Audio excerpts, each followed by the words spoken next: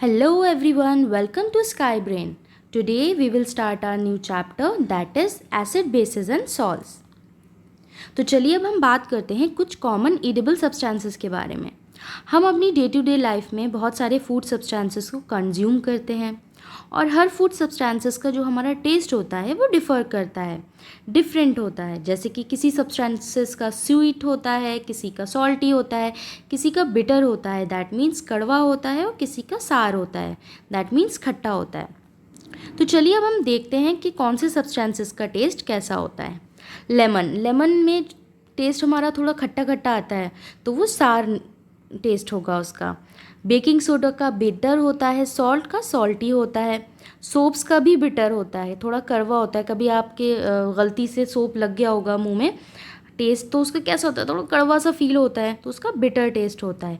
और आंवला का सार होता है। तो ये सब्सटेंसेस हो गए, इनके टेस्ट हो गए, हमें पता चल गया कौन से सब्सटेंसेस का टेस्ट कैसा होता है। तो चलिए अब हम बात करते हैं एसिड्स के बारे में। एसिड्स क्या होते हैं? एसिड्स ऐसे सब्सटेंसेस होते हैं जिनका टेस्ट सार होता है दैट मीन्स खट्टा होता है। और इन सब्सटेंसेस का जो नेचर होता है वो एसिडिक नेचर होता है। जैसे कि टैमरिंड हो गया, कर्ड हो गया, आंवला, ऑरेंजेस, लेमन, ये सब किसकी कैटेगरी में आते हैं? ये सब एसिड की कैटेगरीज में आते हैं, तो इन्हें हम एसिड बोलते हैं। अब बात करते हैं बेसिस के बारे में। तो बेसिस वो सब्सटेंसेस होते हैं जिनका टेस्ट थोड़ा बिटर होता है, मीन्स कड़वा होता है, और उनका टच जो होता है थोड़ा सोपी सोपी होता है। फॉर एग्जाम्पल डिटर्जेंट्स हो गए, शैम्पू हो गए, सोप हो गया, लाइम वाटर हो गया, फ्लोर क्लीनर हो गया, ये सारी एग्जाम्पल्स होती हैं हमारी बेसिस की। अब न्यूट्रल सब्सटेंसेस भी होते हैं। न्यूट्रल सब्सटेंसेस वो सब्सटेंसेस होते हैं जिनका टेस्ट ना ही एसिडिक होता है ना ही बेसिक होता है। उनका जो वो होता है नेचर जो होता है वो न्यूट्रल होता है। तो अब जैसे कि फॉर एग्जांपल शुगर सॉल्यूशन हो गया, सॉल्ट सॉल्यूशन हो गया और डिस्टिल्ड वाटर हो गया, तो ये ना ही एसिडिक होते हैं और ना ही बेसिक नेचर के होते हैं। आप इस पिक में देख रहे होंगे ये पीएच स्केल। पीएच स्केल हमारा स्टार्ट होता है 0 to 14 तक, और ये 0 to 6 तक जो होता है हमारा एसिडिक होता है, जो कि रेड कलर से इंडिकेट है। और 7 के बाद हमारा थोड़ा पर्पलिश ब्लू कलर का जो हमारा इंडिकेट करता है वो अल्कलाइन, कि हमारा सब्सटेंस बेसिक है या बेसिक है, ये इंडिकेट करता है। और 7 जो नंबर होता है वो हमारा न्यूट्रल होता है। न्यूट्रल मतलब जो सब्सटेंस ना ही एसिडिक होते हैं ना ही बेसिक होते हैं। फॉर एग्जाम्पल प्योर वाटर हमारा ना ही वो एसिड होता है ना ही बेसिक होता है, तो वो न्यूट्रल होता है। अब बात करते हैं इंडिकेटर के बारे में। इंडिकेटर क्या होते हैं?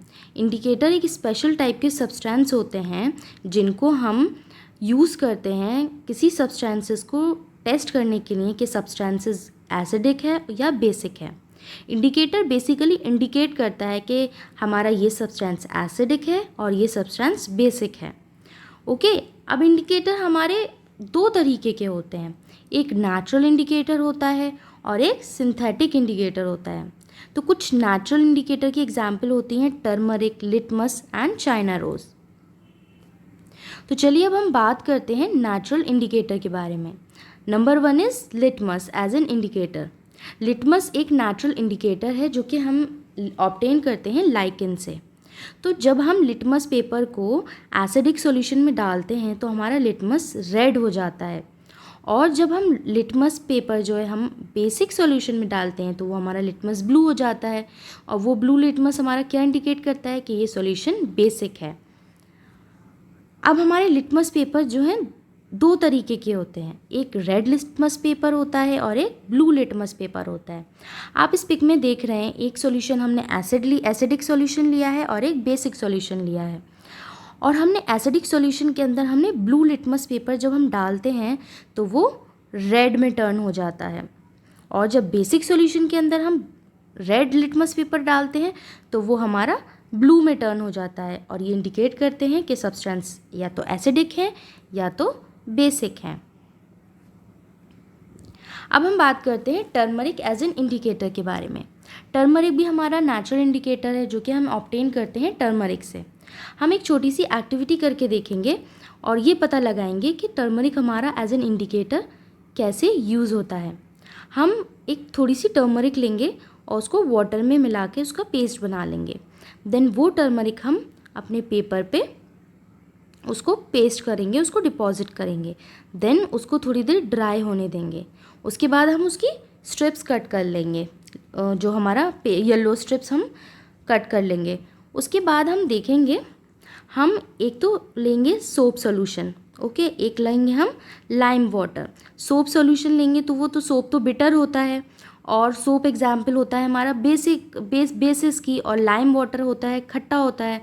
तो हम क्या करेंगे, हम देखेंगे कि टर्मरिक हमारा कैसे इंडिकेट करता है, ठीक है। तो हम क्या करेंगे, टर्मरिक स्ट्रिप के ऊपर हम सोप सॉल्यूशन डालेंगे। तो जैसे ही हम टर्मरिक स्ट्रिप्स के ऊपर सोप सॉल्यूशन डालेंगे तो फ़ौरन जो हमारा टर्मरिक का जो कलर है वो रेड में चेंज हो जाएगा। और जब हम टर्मरिक स्ट्रिप पे लाइम वाटर डालेंगे तो कोई भी कलर चेंज नहीं होगा।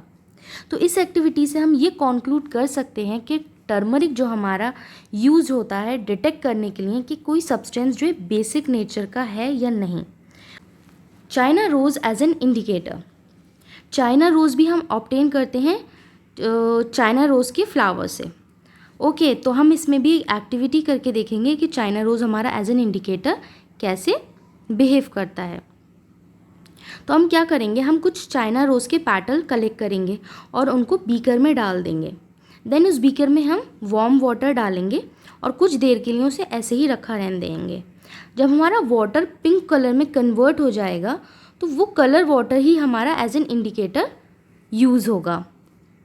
तो अब हम क्या करेंगे, हम ऑब्जर्वेशन में क्या करेंगे, हम वो जो इंडिकेटर है हमारा जो पिंक कलर ऑब्टेन हुआ एज एन इंडिकेटर वो हम टेस्ट ट्यूब में डालेंगे। तो एक टेस्ट ट्यूब में हम एसिडिक सॉल्यूशन डालेंगे और एक टेस्ट ट्यूब में हम बेसिक सॉल्यूशन डालेंगे। तो जिस टेस्ट ट्यूब में हमने एसिडिक सॉल्यूशन डाला है तो उसमें हम देखेंगे हमारा कलर जो है डार्क पिंक में चेंज हो गया है, और जिस टेस्ट ट्यूब में हमने बेसिक सॉल्यूशन डाला है वो हमारा ग्रीन कलर में चेंज हो गया है। तो इसका मतलब चाइना रोज़ हमारा जो है as a natural indicator use होता है डिटेक्ट करने के लिए कि either the substance is acidic और बेसिक इन नेचर। अब हम बात करते हैं सिंथेटिक इंडिकेटर्स के बारे में। सिंथेटिक इंडिकेटर्स वो इंडिकेटर्स होते हैं जो कि मैन मेड होते हैं। तो मैन मेड इंडिकेटर की एग्जांपल क्या होती है, फिनोप्थिलीन। यस, फिनोप्थिलीन एक सिंथेटिक इंडिकेटर है। तो क्या होता है, जब हम फिनोप्थिलीन को जो है बेसिक सॉल्यूशन में डालते हैं तो वो हमें पिंक कलर देता है, वाइल हम उसको एसिडिक सॉल्यूशन में डालेंगे तो वो कलरलेस हो जाएगा, उसमें कोई कलर चेंज नहीं होगा। अब हम बात करते हैं न्यूट्रलाइजेशन की। न्यूट्रलाइजेशन क्या होता है, न्यूट्रलाइजेशन एक रिएक्शन होता है बेसिकली एसिड और बेस के साथ, उसको ही हम न्यूट्रलाइजेशन रिएक्शन बोलते हैं। अब न्यूट्रलाइजेशन रिएक्शन क्या करता है, वो कैंसिल आउट कर देता है एसिड और बेसिस को, और जब वो कैंसिल आउट कर देता है तो वो क्या फॉर्म होता है, हमारा सॉल्ट एंड वाटर फॉर्म होता है। तो बेसिकली जब न्यूट्रलाइजेशन रिएक्शन में हमारा सब्सटेंस ना ही एसिडिक होता है ना ही बेसिक होता है, बिकॉज न्यूट्रलाइजेशन रिएक्शन जो है कैंसिल आउट कर देता है एसिड और बेसिस को। जैसे कि हमने लिया acid plus base that is salt plus water. अब हम लेंगे हाइड्रोक्लोरिक एसिड जो कि एसिड है। देन हम उसमें लेंगे सोडियम हाइड्रोक्साइड। एक हमने एसिड ले लिया, एक हमने बेस ले लिया। तो जब हम इन दोनों को मिक्स करेंगे तो हमें क्या मिलेगा, हमें मिलेगा sodium chloride and water. Sodium chloride is a salt and water we get. So this is the example of neutralisation reaction. हमें न्यूट्रलाइजेशन रिएक्शन में हमें सॉल्ट और वाटर का प्रोडक्ट हमारा फॉर्म होता है, और जो सब्सटेंस हमारा हमें मिलता है वो ना ही एसिडिक होता है और ना ही बेसिक होता है। Neutralisation in everyday life. अब न्यूट्रलाइजेशन जो होता है हमारे डे टू डे लाइफ में हम कहाँ कहाँ देखने को मिलता है ये देखते हैं। Number 1 is indigestion. हमें पता है हमारा स्टमक जो है हाइड्रोक्लोरिक एसिड प्रोड्यूस करता है खाने को डाइजेस्ट करने के लिए, बट कभी कभी हमारा स्टमक कुछ ज़्यादा अमाउंट में हाइड्रोक्लोरिक एसिड जो है रिलीज़ कर देता है, जिसकी वजह से इनडाइजेशन होता है। आप कभी कभी देखते होंगे कि घर में एसिडिटी हो जाती है कुछ खाकर, तो क्या करते हैं, एसिडिटी को ख़त्म करने के लिए इनो लिया जाता है ताकि वो एसिडिटी थोड़ी नॉर्मलाइज हो जाए।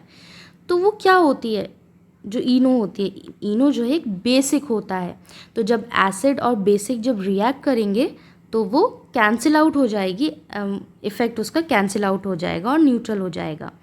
तो ऐसे ही कुछ एग्जाम्पल होती है, जैसे लाइक मिल्क ऑफ मैग्नीशिया, जैसे मैग्नीशियम हाइड्रोक्साइड होती है। तो ये जब हम इनटेक करते हैं तो हमारा जो है एसिडिटी जो है हमारी बनना बंद हो जाती है। तो ये एग्जाम्पल होती है न्यूट्रलाइजेशन की एवरीडे लाइफ में। Number second is soil treatment. Plants जो है हमारे ग्रो नहीं करते हैं, या तो बहुत ज़्यादा एसिडिक सॉइल में भी ग्रो नहीं करेंगे और बेसिक सॉइल में भी ग्रो नहीं करेंगे। अगर हमारी सॉइल बहुत ज़्यादा एसिडिक है तो हम उसको न्यूट्रलाइज करते हैं by adding quicklime which is basic in nature. तो ऐसे ही हम जो है अपनी सॉइल को न्यूट्रलाइज कर देते हैं और हमारा प्लांट अच्छी तरीके से ग्रो करता है। सिमिलरली अगर हमारी सॉइल बहुत ज़्यादा बेसिक है तो उसमें हम ऑर्गेनिक कंपोस्ट डाल देते हैं जो कि न्यूट्रलाइज कर देते हैं, बेसिक नेचर होता है उसका, तो उसकी वजह से हमारी जो है सॉइल जो है न्यूट्रलाइज हो जाती है और हमारे प्लांट्स अच्छे से ग्रो कर पाते हैं। तो ये भी एग्जाम्पल होती है हमारी न्यूट्रलाइजेशन रिएक्शन की एवरीडे लाइफ में। Number third is ant bite. जब हमें आंट बाइट करती है, जब हमें चूटी काट लेती है तो बहुत एक अजीब सी सेंसेशन होती है। तो वो जो आंट जो होती है वो क्या इंजेक्ट करती है, वो फॉर्मिक एसिड जो है इंजेक्ट करती है आपकी स्किन में।